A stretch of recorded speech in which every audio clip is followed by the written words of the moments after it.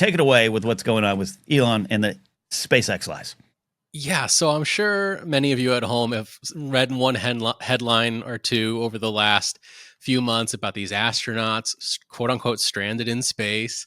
And this is Butch Wilmore and Sonny Williams. They were astronauts that flew up to the space station aboard the Boeing Starliner space capsule. And this was their CFT, their crew flight test. So the whole point of this mission was just to test the technology, make sure that the Starliner could get people to and from the space station safely. So there was always a risk of something going wrong. Like that's why it's a test.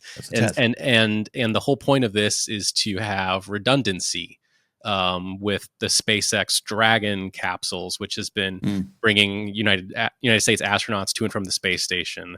For the last, few years. Before that, we were hitching rides with the Russians aboard their Soyuz space capsules, which are still going to and from the space station to this day. And so I actually had the great pleasure of going to the first 2 launch attempts for the Boeing Starliner space capsule. And I do have a video on my YouTube channel to just might as well plug myself while I'm here if you want to check that out. Plug away. I went as part of this NASA social program that, anybody can apply to. I had been applying for, many months trying to get over to the Kennedy Space Center and see a launch. And it's a really great program they do to get social media influencers, basically press credentials, and sometimes even a little bit more of an inside look than they give to the press, which is pretty cool and a great opportunity. And so this was a mission that was very close to me. I knew a lot about it. I really cared about it because I do think it is important for not one space company, SpaceX, to have a monopoly on U.S. space flight. And so it's important. And of course, Elon Musk wants that monopoly. So he's always been a sourpuss about it and taking shots at Boeing any chance he can. And Boeing deserves a lot of those shots for sure. Yeah. Not always the most ethical company, but their space division, I think, has done a really good job. They had some issues. They made it to the space station safely. They had some issues up there, and they were a little bit uncertain about the safety of the Starliner capsule for a return flight home. They eventually did bring it home by itself, and it landed perfectly. Everything worked. So if the astronauts were on it, they would have been fine. But they want to take extra precaution. NASA want to take that risk. Yeah, NASA does not want to take any risk when it comes to potentially losing human beings in space. Right. That's a big no-no. So they were like, okay, what are our other options? And they eventually agreed. There was a new SpaceX mission. The Crew 9 Dragon capsule was going to come up to the space station in September of last year, and it did. They were going to have 4 astronauts on board as part of the Crew 9 mission. They decided to only have 2 astronauts instead of 4, and Butch and Sonny up in the space station would become the other 2 members. So the moment the Crew 9 docked with the space station, they became a part of Crew 9. And so they have to finish out the Crew 9 mission, which was slated to come back next month. I think there was some technical things on the SpaceX side of things they wanted to be sure on, so they pushed it back to March, last I heard. So right. They're still slated to come home in March. Yes, they were only supposed to be up there for 6 days, and it's been more than 6 months. And so that's a lot. But at the same time, they're doing well. Sonny Williams just went on a spacewalk yesterday, which is amazing. When she thought she was only going to be up there for 6 days and was probably going to be her last mission to space and the space station. So, yeah, obviously I'm sure they miss their families, but they're doing all right. They're up in space. They're doing what they love. Nobody is stranded. If an emergency happened, they could hop in the Crew 9 and come home anytime they want, and they'd probably be perfectly okay. But of course, there's this narrative that they're stranded. And so Elon Musk really ruffled my feathers the other day. I'm sorry. Twitter did that thing where I had something open and then it wasn't open anymore. Another point against Elon. But he tweeted, the POTUS has asked SpaceX to bring home the 2 astronauts stranded on the space station as soon as possible. We will do so.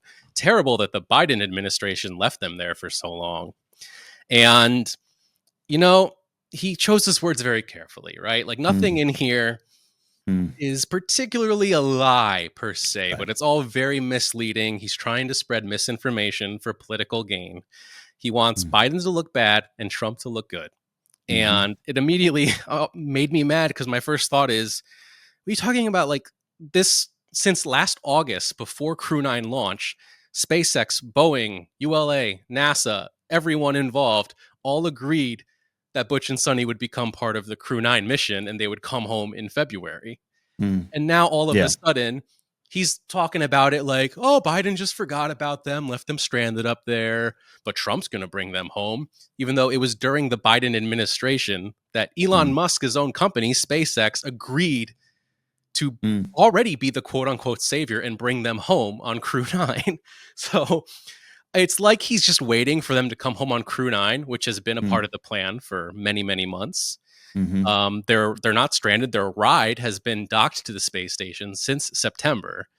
And now Right. he's saying, oh, well, we're going to bring them home next month and Trump is going to look like the one who brought them back and he's going to be the hero. And of course, so many people in the space industry on space Twitter are obviously upset about this.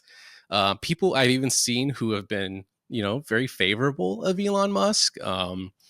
Everyday Astronaut is a huge content creator in the space industry, and even he made a Mm. long, very informative post about, Mm. hey, this is what's really going on, just so everyone could be educated. And we don't really know why Elon said these things. And a lot of us are very upset that Elon is trying to politicize space when Right. there's nothing political about these astronauts being up there doing their Mm. jobs. Mm. They're up there with Russian cosmonauts, and when you're up there, it's like you're all scientists, you're all people just who love Yeah. space and have a passion for it, and trying to make it all political is just really, really upsetting. And of course, like I had to post about it immediately because I'm like, Mm. this is completely a false narrative that he's trying to paint, and I already don't like Elon Musk, so I'm Right. Right. really Right. going to go hard in the paint here and say something about it. And of course, I foolishly get into arguments with all these people on Mm. Twitter defending Elon, telling me like, oh, can we get a fact checked on this guy's post? And I'm like, fact check? I'm like, there's been a million articles about this in every Right. single news publication since August. What do you need? Who are you asking to fact check it yourself? What are you Mm-hmm. doing? I'm like, go to Google. And then people are like, well, Google's not a credible source. I'm like, Google's not a source. It's a search engine. You use it to find sources. What do you mean it's not a credible source? And then they were laughing at me. And then people were like, well, I use Grok and Chat GPT. And it just became like this whole thing. And I was like Yeah. losing my mind slowly over the course of the evening that this happened. And As we all are. I was like, oh my God. As society, I fear we are cooked. There is something wrong where people would rather listen to an AI chat bot as opposed to like going to like the Associated Press or MSNBC or even Yeah. Fox News is significantly better than asking AI what the answer is. Like what? So Scary proposition, but yes, maybe. yes, exactly. I'm like, at least that's like a news outlet where like a journalist like wrote something down and there's people involved and you could use your own like deductive like reasoning and media literacy to figure out if something is like a reliable source, if it's a credible Mm. piece of information. And Mm. so it's a long way of saying that it was quite a headache. I was telling you this morning, it did. Mm. The silver lining here is it gave me inspiration for a project that I'm working on. Yeah. I've had an idea for a long time. I started writing this children's book that's all about like instilling scientific literacy in young Mm. kids. And it kind of cured some writer's block that I had, believe it or not. So I was Silver lining. thankful for that. But it was crazy. Yeah. It was crazy. I know I just rambled on for a long No, time. but this I is hope what that made sense. it did make sense. And Corey says, I really appreciate the truth about the performative outrage Trump is once grandstanding, I would say, to bash the space industry. And Corey also said something earlier I think was really valuable. I might have missed it here in the chat, but Corey's like, hey, Elon was someone that I will admit I used to respect, and I don't think he's alone in that. Whether it's a false narrative back then of who he actually was, you just don't know. He emerges on the scene. First time I heard about him was when he was a guest star on The Simpsons. And from the outside looking in, you're thinking this is good. I've had conversations with people in my family who, as I was talking to you about this morning, have the men who built America myth in their hearts and souls because they built America, and America keeps Jesus going, and this is why they're important. And anytime I talk bad about Elon, the response I get is, "Oh, but we need him. We need people like him because if what he builds." Dude hasn't built one thing. Tesla's, though popular, and I've been in them, and wow, they're pretty an interesting ride. Or some of the most recalled cars now, and we got SpaceX, and without a doubt, like you would probably tell me more than I could even say with authority. Probably done some good things. Probably something we need, and we don't need a monopoly. But then what has emerged is this truth about who he is, and I love that someone like you, when you're invested and know specifically about something, that you can go forward and try to say it doesn't always work. The grok heads are going to fight you on it, but I think it's important for us to get just the simple truth out there because it is just that. It's a simple truth. He's twisting it right in front of our eyes. Even I, a layman who's just a dumb 48-year-old Fortnite player, is kind of already knew that no, they were coming back. Like what is this about? So I think it's very valuable for you to come on and share the truth and fight for the truth. Exactly. Like this was a problem that was solved many months ago. And the funny thing is that Elon SpaceX was already the savior in the situation. Like could have been the savior. But like they already are. Like they're already coming home on a Dragon capsule on Crew 9. Like they're already coming home on SpaceX technology. Like SpaceX is already quote unquote saving these astronauts. So it's like you're already getting the credit, but because it was done under the Biden administration, that's a problem for you because obviously you're in with Trump and the Department of Government Efficiency. And then the irony of the only other option is them sending another Dragon capsule up to the space station, which was cost millions and millions of dollars just to bring the astronauts home a month early. And you're supposedly the head of the Department of Efficiency. Right. But so it's crazy. And like the SpaceX, as a company, the technology that they do and that they achieve. I said it on the show before, like a lot of brilliant minds there, some of the best in the world, obviously, for what they're doing. But this ironically proves the point of the Starliner mission, which is redundancy. Starliner it ultimately was okay, but there were some doubts. There were some things going on with the capsule that they didn't like from the ground, and they decided to go another route to bring these astronauts home. And it proves the point of the mission, that why it's important to have redundancy. You went up on a Boeing capsule, something didn't seem quite right. Let's bring them home on a SpaceX capsule. And then who knows, maybe one day astronauts will go up on a SpaceX capsule and something will go wrong and they might need Boeing to bail them out. Like that's just like the whole reason NASA wants to do this. I actually like asked them, this question when I went there for the NASA social. They do this great like press conference thing for the NASA social attendees where there's representatives of like NASA and Boeing and ULA were there, and you really get to feel like a part of the press, which is pretty cool. And I was able to ask a question about just that, like like it's important to have this redundancy. They kept hammering that home. And do these companies ever like work together? You're building the same thing for the same customer, the United States of America, for NASA. Like we're the reason that they're both competing against one another is that so we have these options. Like they should work together, and then they don't really play nice as much as you'd hope. And you were telling me, and I hope maybe you're comfortable sharing, but like being in the presence of these folks in this press conference you got to attend, when you say they're not playing nice, there were some hints that maybe the head of SpaceX was making things difficult, right? Yeah, I got the impression that maybe some of the people at NASA and definitely Boeing don't really care to work with Elon Musk, that he might be difficult to work with, was the impression that I got. Yeah. So it's not a fact. Not a fact. It's purely speculation based on the vibes that I felt in that room. Yeah. But I believe it. But it keeps in line with what these disruptor types always bring about destruction. That's what we talk about a lot. My friend Ken Plume is the first that really sat with me and talked about the idea of destruction. It comes from this idea of disruption, changing things up and new things and trying new innovations. And I think that's what Musk was sold as 10 years ago. Hmm. When he's on The Simpsons, it's as this genius, creator type, and that's not true. Just like Trump being sold as a successful businessman, and he's going to run and save the country in 2016. And I know a lot of people who voted for him with good intentions in their hearts for a businessman to run this country, which, was kind of the drawing power of Ross Perot in 92. Let's treat America like a business. And maybe there's some truth to that, but that's not a successful businessman who won the White House. That's a liar. That's a grifter. And it's becoming more and more true to me and others I would see. And I think maybe you've probably fallen in the ballpark of Elon's not a disruptor. He's a destructor.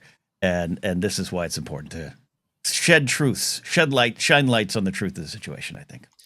Yeah, I certainly don't care for his politics, especially as of late. Some of the things he does, some of the things he says, kind of go Mm-hmm. against some of my core beliefs, my own morality, if you Mm-hmm. will. And I mean, SpaceX is great. I think lightning in a bottle situation. Like he hired the Mm. right people for the right Yep. jobs, and they're performing miracles over there. It's amazing what they're doing with the Starship and reusable rockets. How they revolutionized that industry. Now everyone's got their own reusable rockets because of Right. SpaceX. They really Right. pushed the frontier, and it's incredible. But yeah, it's just yeah, Well, guy. Yeah. and that's the thing when it becomes this is someone who just wants to be part of the cool party. He just wants to Mhm. be in the center, and that doesn't excuse anything he's done recently, any gestures he's made or anything. I don't want anyone to think I'm saying that, but it's just this has been his driving factor. We're so good people doing good work. Mhm. And even some of the ideas behind Tesla, like you said, some of the successes of SpaceX are just washed away by an absolute jackass like him, trying to be out in front of it all. And now a power in the White House, which is concerning, which we'll get to in a second.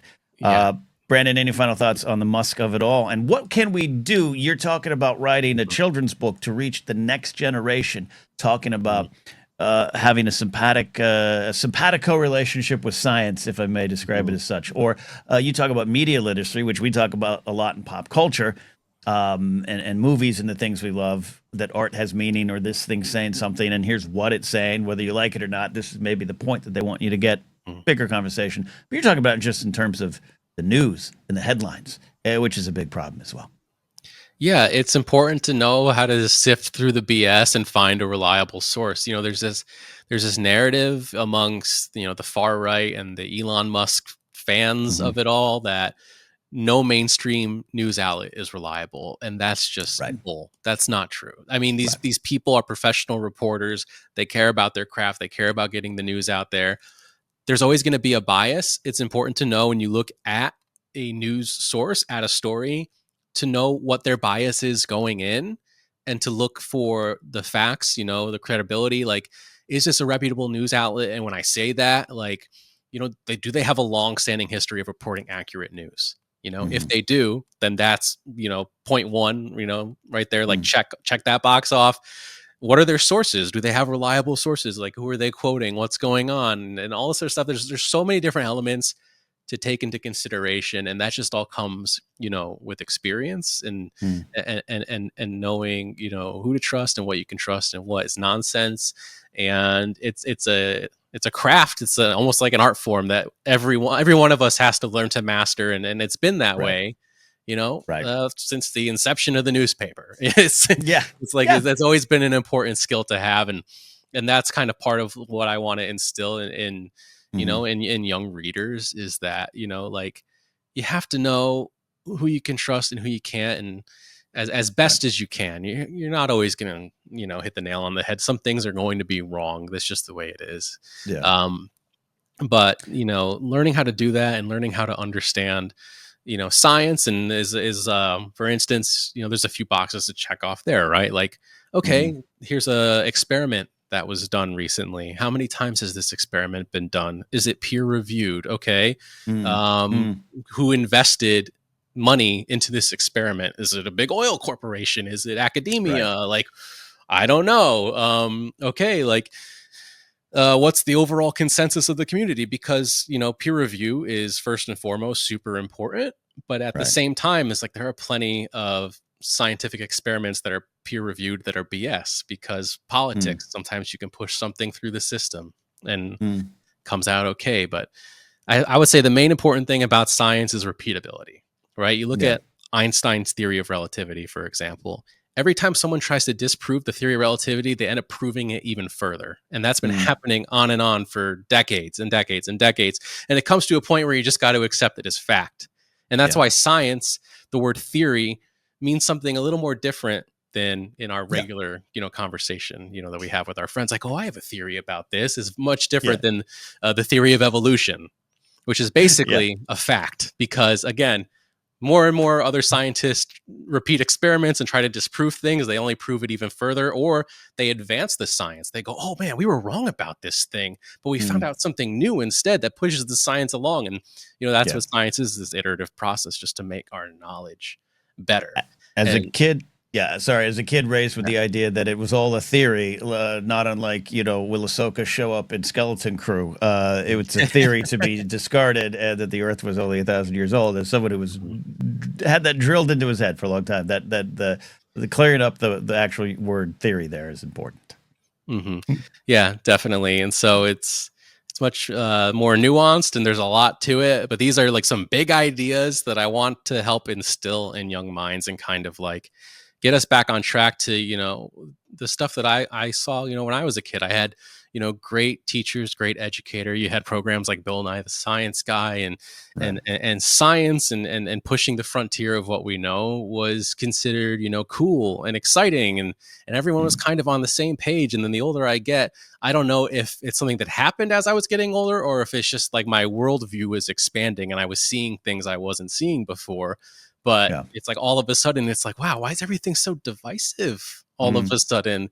You look at something like climate change, where it's like all the science says, yes, this is man-made, greenhouse gases. It's pretty cut and dry. And then you have, one peer-reviewed scientist go on Fox News and say, well, actually, it's not true at all. And it's just like, okay, well, 97% of your colleagues disagree with you. So that's the scientists you don't listen to. Proof, unfortunately, being in the pudding. And that kind of stuff is used against it. Brandon, I absolutely can't wait to have the world see your children's book as we talk to the next generations about how to navigate this truly complicated and convoluted conversation. There's a lot of things out there, a lot of information. You and I were talking this morning. I'm one of those people that says, asking questions and doing your own research, in theory, isn't bad. It's not inherently a problem. It's just sometimes those questions in the research confirm what people are saying, and you have to be willing to accept that. Those drones in New Jersey weren't aliens, and none of your own research is going to change that. Brandon, final question before I let you go from Jared the TIE Pilot. When do you think we could land on Mars? Super chat, super blather from Jared. Give us the answer, and let's see if we can put bets down on it. Oh, man. Well, I mean, the hope was for us to be on the moon in the next year or two, and that keeps getting pushed back. And, that's again, it's, something like the Artemis program, which is super exciting. And then all the SpaceX people are going, oh, just wait for Starship, even though Starship's already a part of the plan. But don't get me started on that. So, I don't know. Oh, man. That's fair. That's fair. Optimistically, 20, 30 years from now. 20 to 30 years. We are going to be going to 7-Elevens on Mars. You heard it here first from Brandon Hanna. Hey, as always, thank you, Brandon. But out there watching, or if you're listening later on, go to Brandon's YouTube channel. Just search Brandon Hanna, or you can search it under Film Physics. Some of those stuff will pop up. A lot of stuff on there. A lot of science, a lot of film, pop culture stuff tied into science. He is a mechanical engineer with a movie obsession. That's a great description of you. Thank you, Brandon, for swinging by today, as always. All right? Yeah, thank you so much for having me on. And I think I see your resident science expert in the chat, Addie, kind of correcting some of my verbiage. So definitely listen to Addie and don't listen to me, because sometimes I don't always get all the lingo right. So. Hey, you know what? She's our professor of smart things, but you're right there as well. We appreciate it. And also, I will say publicly, thanks for breakfast this morning, buddy. Thank you.